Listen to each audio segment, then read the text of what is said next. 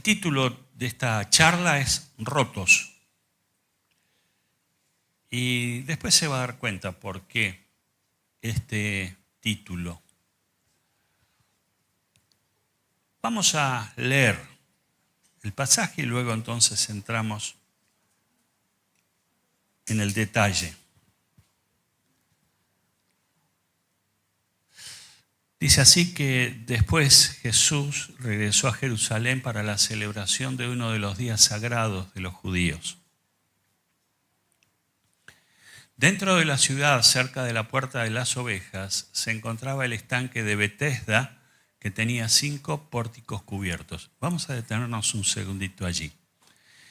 En ese lugar, en ese sector de la ciudad de Jerusalén, había un estanque llamado estanque de Betesda. En excavaciones arqueológicas a fines del siglo XIX se encontró ese estanque. En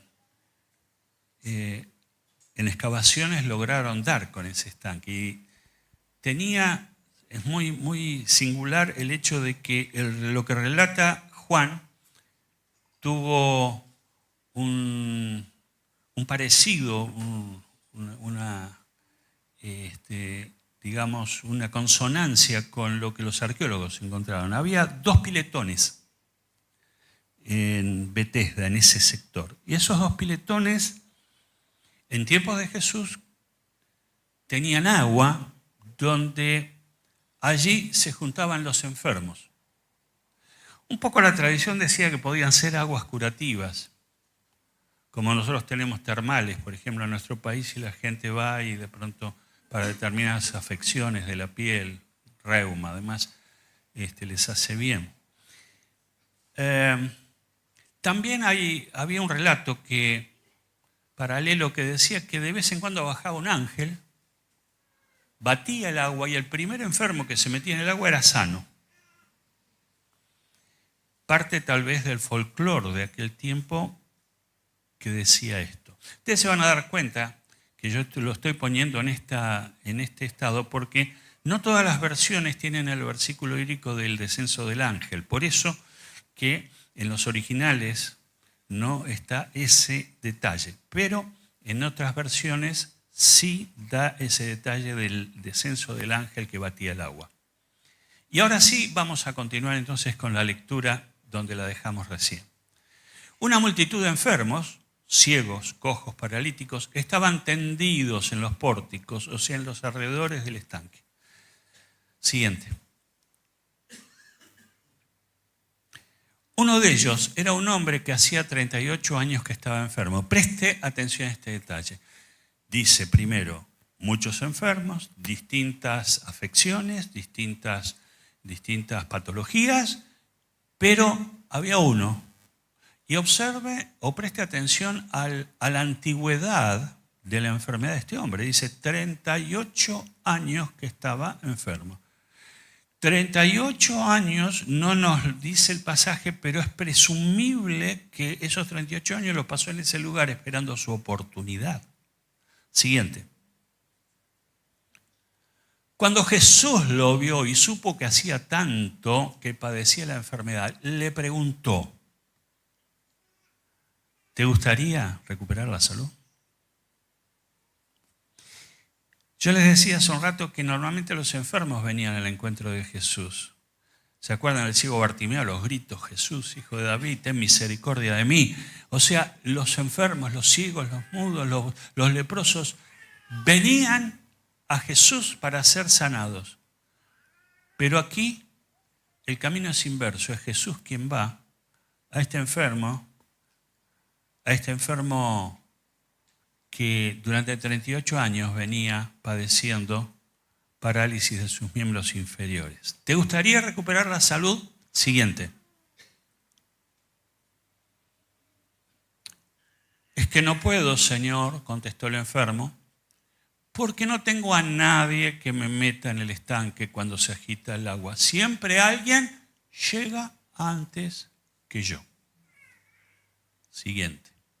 Jesús le dijo, ponte de pie, toma tu camilla y anda.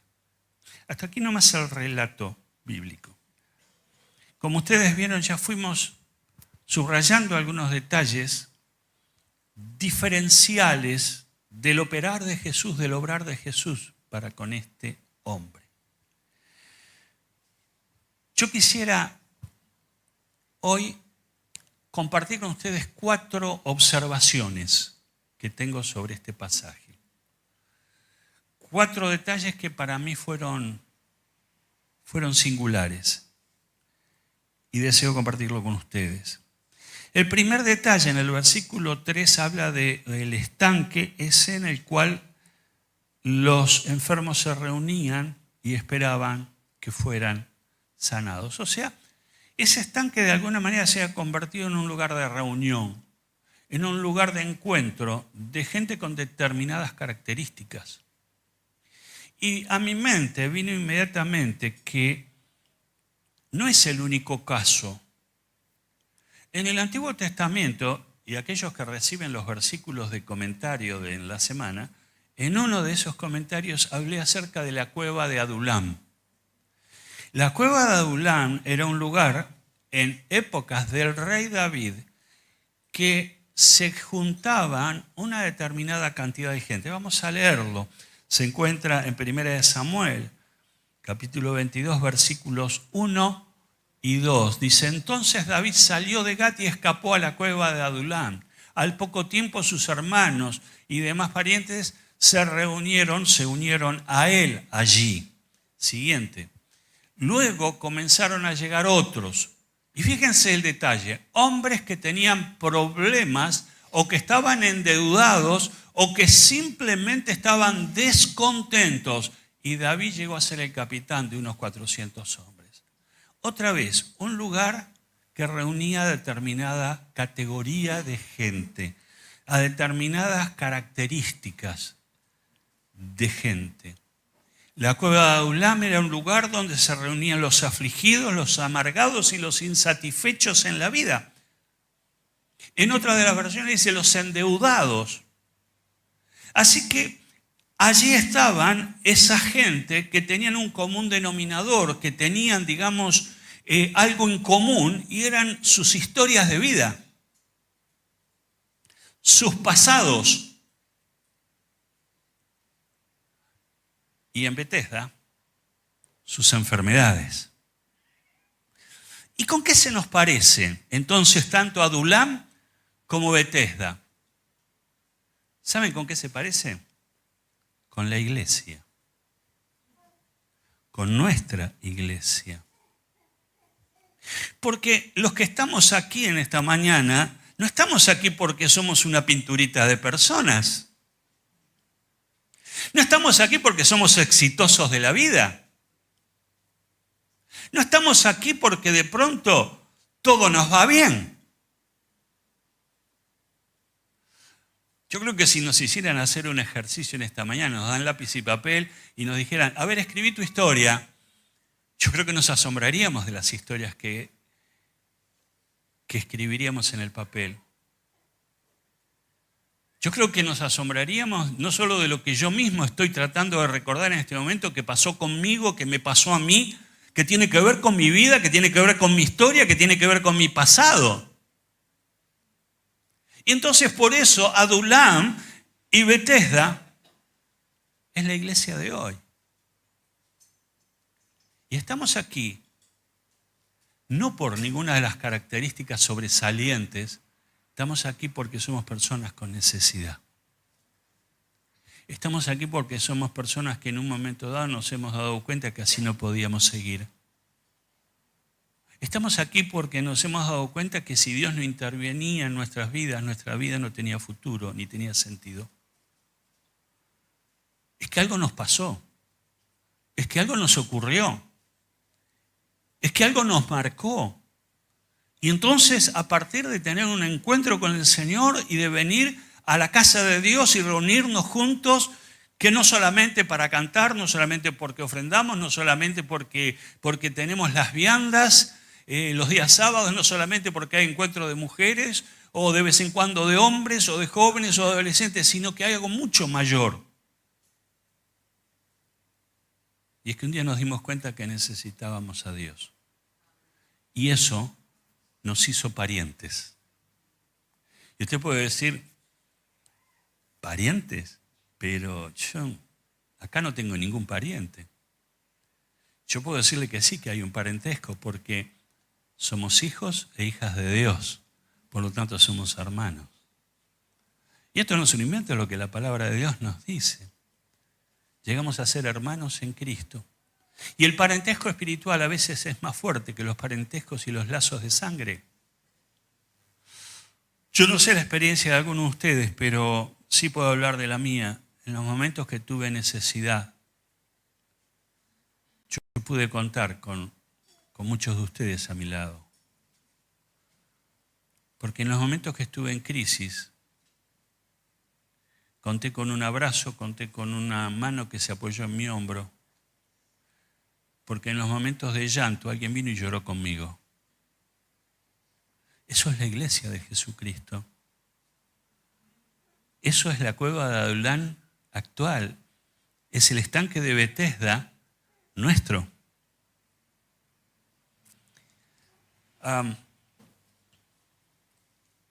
Segunda de Corintios 1:4 nos dice algo que es muy interesante y que tiene que ver con esto de que estamos juntos y de que somos iglesia y que somos familia y que somos pueblo. Segunda de Corintios 1:4 dice, Él, Dios, nos consuela en todas nuestras dificultades. ¿Para qué? Para que nosotros podamos consolar a otros cuando otros pasen por dificultades.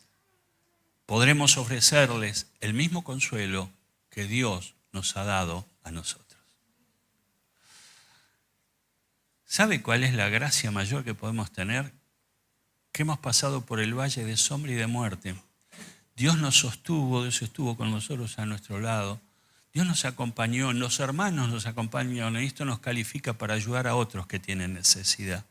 En la iglesia no se toca de oído, se toca por partitura. Si lo has vivido, podés aconsejar. Si lo has vivido, podés acompañar. Si has sufrido, podés entender al que sufre. Esa es la gracia que tiene la iglesia. Damos lo que tenemos, entregamos lo que recibimos y el trato que Dios tuvo con nosotros, animamos a que otros lo tengan también. ¿Estamos de acuerdo en esto? ¿Están dormidos? No. Bien.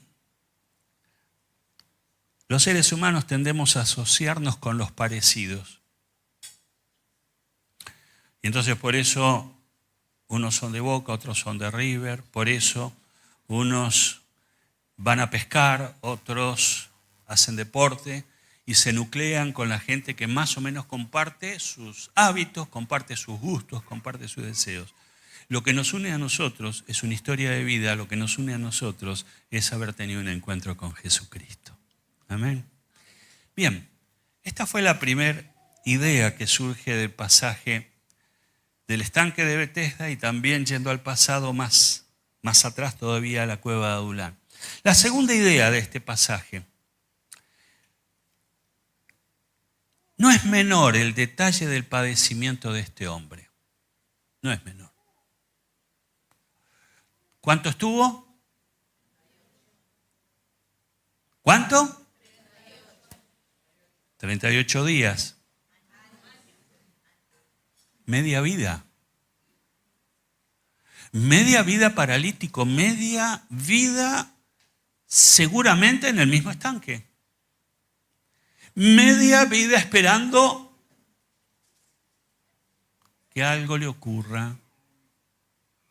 Media vida.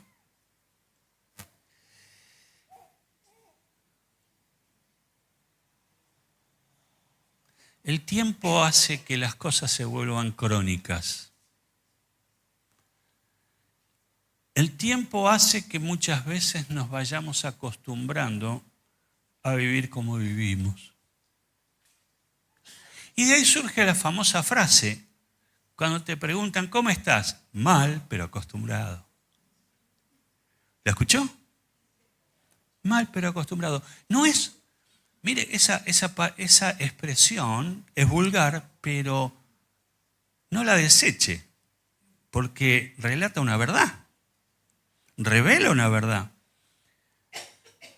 Muchas veces el vivir como vivimos va haciendo de nosotros algo así como una costra, como una caparazón, como algo crónico que ya se ha establecido para ser así y pareciera que nada lo va a cambiar.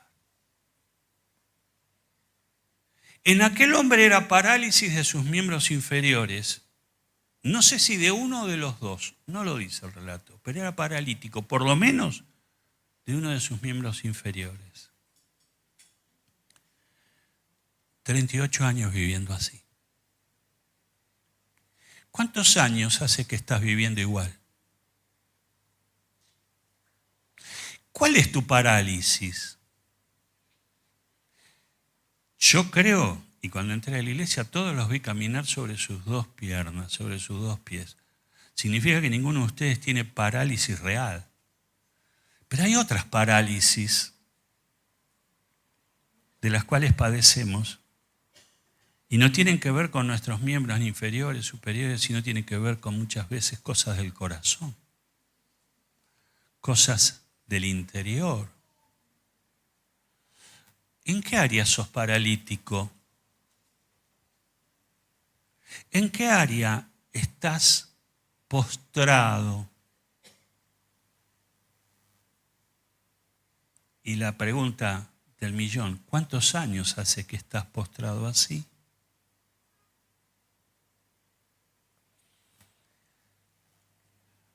Y nos hemos acostumbrado a vivir de esa manera y creemos que la vida es eso.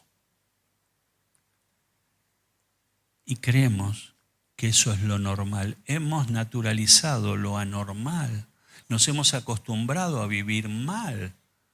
Nos hemos acostumbrado a vivir al revés. Y entonces nos parecemos bastante a aquel hombre. No porque tengamos el padecimiento físico, pero en algún área hay algo que estamos padeciendo. Yo quiero invitarte a que hagas un ejercicio rápido. Pensá cuál es tu parálisis.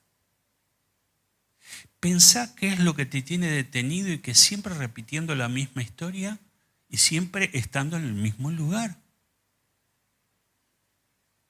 ¿Cómo se llama? ¿Cómo se llama? No me diga su suegra, por favor.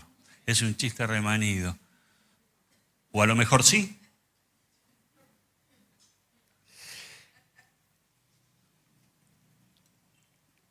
El que recién se rió está de acuerdo conmigo. Pero insisto, ¿cuál es tu parálisis? ¿Cuál es? ¿Cuál es tu padecimiento?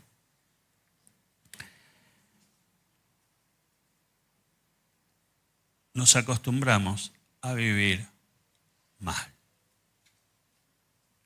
La tercera idea, tercera verdad que este pasaje nos trae, versículo 6.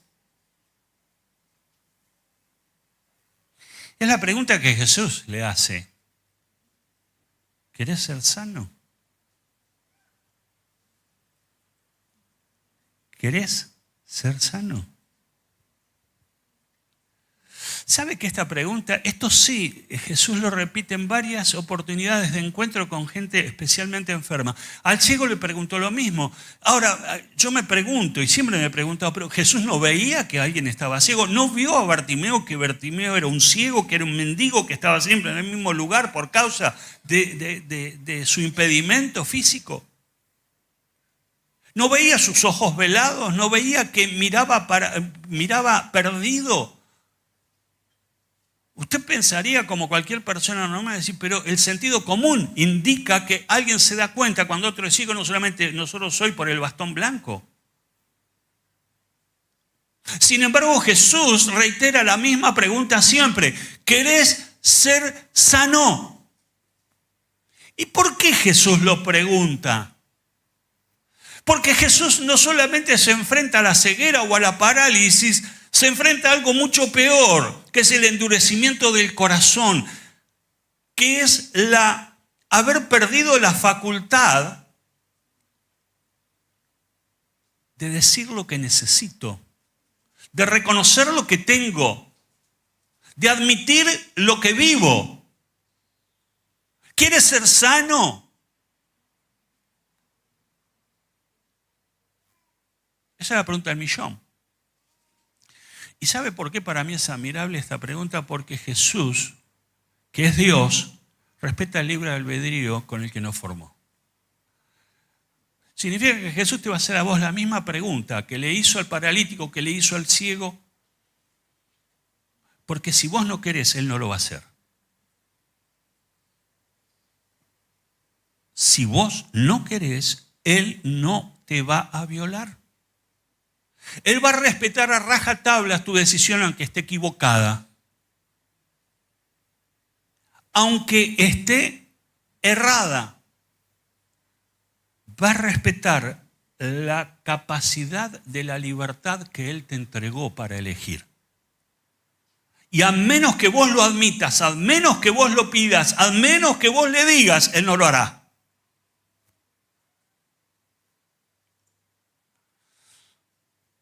Perder la libertad es perder uno de los atributos básicos para el cual fuimos creados. Fuimos creados para la libertad.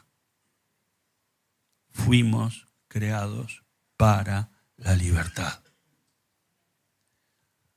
Y eso fue lo que nos pasó en pandemia, ¿se acuerdan? El problema mayor no fue el COVID. El problema mayor son todas las consecuencias que tuvimos cuando nos privaron de la libertad. Cuando nos encerraron. Cuando dijeron que no podíamos salir a ningún lado, cuando se morían nuestros parientes y no los pudimos despedir. Nos cortaron la libertad. ¿Y sabe hasta qué punto? Infobae trajo una estadística que es estremecedora. 8 de cada 10 argentinos post pandemia sufren de problemas emocionales, psicoemocionales. 8 de cada 10. Porque nos cortaron la libertad. Y entonces cuando pensamos en el año 2019-2020, por allí, cuando estuvimos en plena pandemia, ¿fue el COVID lo peor que vivimos? No, lo peor que vivimos fue que nos cortaron la libertad. Porque fuimos creados para la libertad. ¿Entiende esto? No estoy haciendo una arenga política. Usted sabe que yo no utilizo el púlpito de ninguna manera para hacer o para dar opinión política. Lo que estoy haciendo es una descripción acompañada de una fuente seria en cual hemos padecido las consecuencias de la privación ilegítima de la libertad.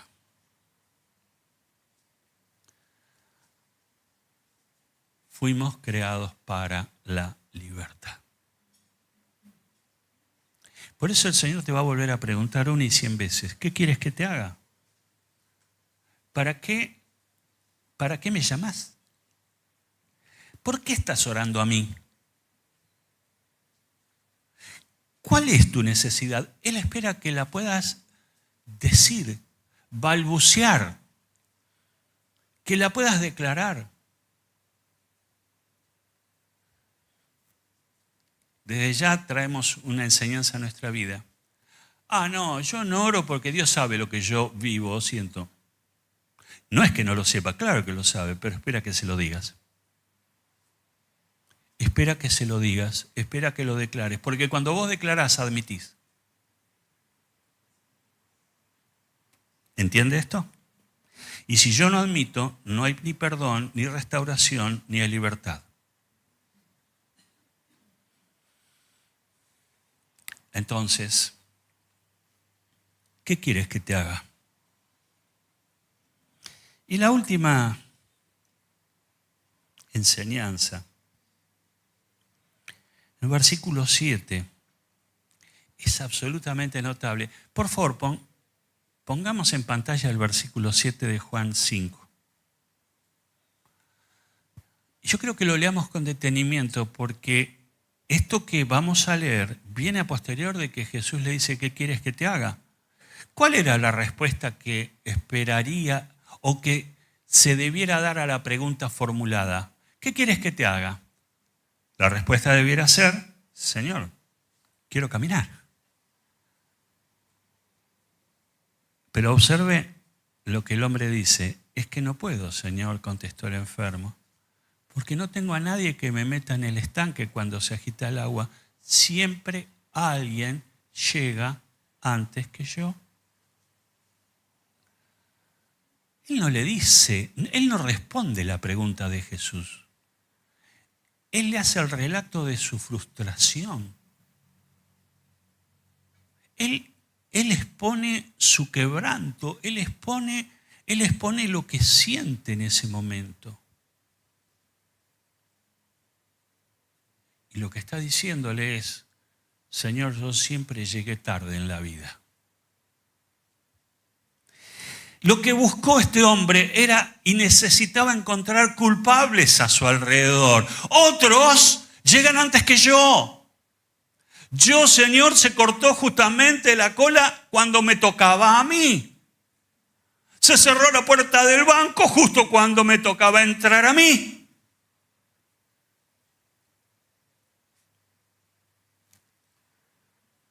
Y a mí me parece que este hombre nos enseña, y vamos a verlo. Jesús pasa por arriba esta explicación del hombre y lo sana. Lo sana. El final es un final feliz. Lo sana. Agarrá tu camilla, agarrá tus trapos y andate caminando sobre tus propios pies. Jesús lo sana. Pero es sumamente interesante ver a este hombre encontrando culpables alrededor. ¿Cuánto hace que venís haciendo lo mismo?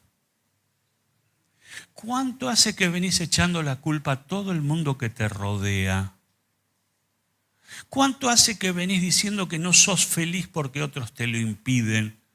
¿Cuánto hace que venís repitiendo la misma historia, el mismo relato? Jesús no le prestó atención a esto, no le preguntó qué pasaba con los demás. No, le dijo: ¿quieres ser sano? La respuesta era sí o no. ¿Quieres ser sano? ¿Sí o no? Pero muchas veces nos pasamos el tiempo y toda la vida buscando responsables de lo que somos, de lo que hacemos, de lo que tenemos o de lo que dejamos de tener. Quiero decirte esto: si seguís buscando responsables alrededor tuyo, al lado tuyo, delante tuyo, realmente te vas a malograr, te vas a amargar, te vas a enfermar, te vas a llenar de rencor y no vas a ir a ningún lado. No vas a llegar a ningún lado. Si en esta mañana lograras romper tu cordón umbilical con aquel que lo tenés entre cejas, es el momento en que podés empezar a despegar en tu vida espiritual. Pero tenés que hacer un corte. Tenés que hacer un corte.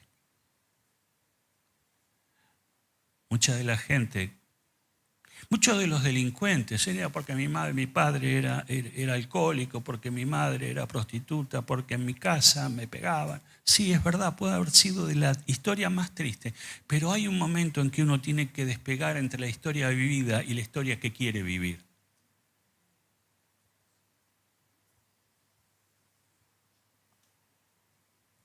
¿Qué querés ser en tu vida? ¿Cómo vas a seguir en tu vida? Señor, 38 años tirado acá, y cada vez que el ángel bajaba y removía el agua, otro llegaba antes que yo. ¿Cuántos años te venís comparando con los demás? ¿Cuántos años venís haciendo una especie de puente con el otro? No, porque aquel le da más que a mí. Porque aquel tuvo más suerte que yo en la vida. Oh, si yo hubiera nacido en la familia de aquel, oh, qué distinta sería mi vida. Y permanentemente estamos buscando explicaciones para decir que hubiéramos tenido un destino diferente si hubiéramos tenido otra suerte en la vida. Pero ¿sabe por qué este pasaje es atómico? Porque Jesús entra en escena. Este pasaje es diferente porque Jesús entró en acción. Y Jesús puenteó esta descripción de este hombre y llegó a lo que este hombre estaba necesitando, a lo que este hombre estaba anhelando, y era poder ser sano de su enfermedad. Jesús lo vio y se compadeció. Y antes que él hablara y que contara toda su historia, Jesús ya lo había visto. Y entre todos los enfermos lo fue a buscar a él. Porque Jesús sabía que hacía 38 años que estaba en esta condición, era mucho tiempo.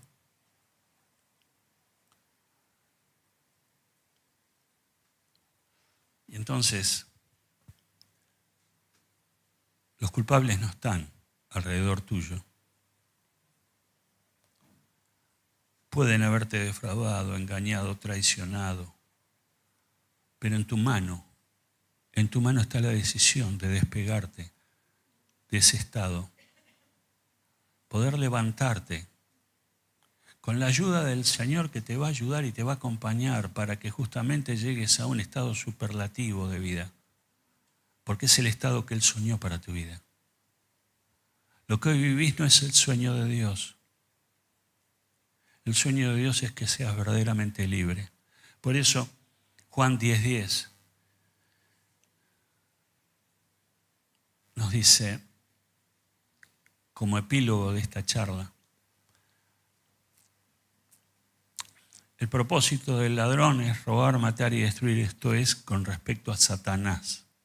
El designio de Satanás, el objetivo de Satanás es robar, matar y destruir.